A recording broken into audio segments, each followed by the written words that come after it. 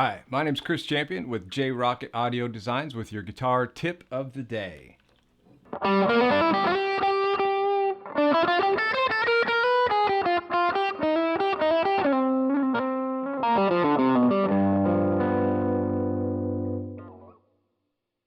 Okay, so if you've been playing some blues and you've maybe reached a point where you're really comfortable with the pentatonic or the blues scale, but you're looking for some new things to get from point A to point B. Maybe you've been listening to some Robin Ford or Larry Carlton or any number of really slick players that play blues, and they've got this other information that apparently you don't have. Well, there's an easy way to get started. Is that if you utilize a little bit of jazz harmony and theory in your playing, what we can do is we can actually superimpose things that aren't actually really there. So if we play a blues in G, and I'm going from G13, and I'm going to the 4 chord of C, well, what I often do is I actually just, in my head, think 2, 5, 1 to the chord I'm going to. So in this case, I'm going from G, which is the 5 of C, but I just put a 2 chord in front of it.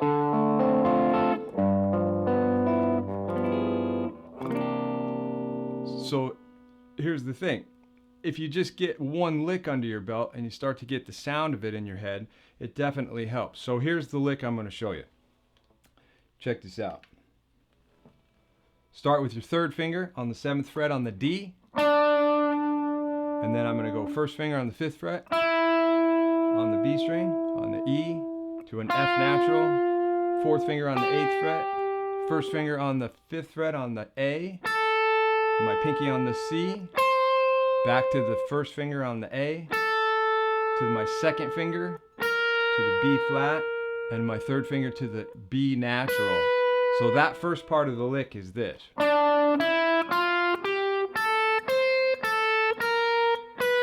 So what I did there is I played a D, it's almost kind of like a D minor arpeggio, and then it goes, which is the B natural is the 3rd of the G chord, and now it gets fancy here.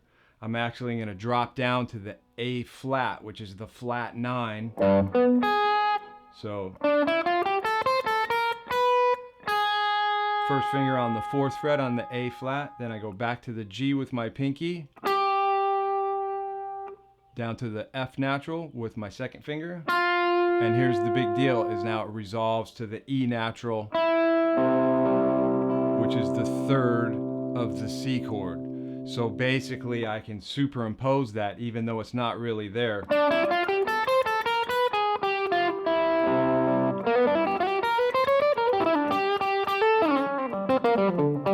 Here I go to the 4 chord.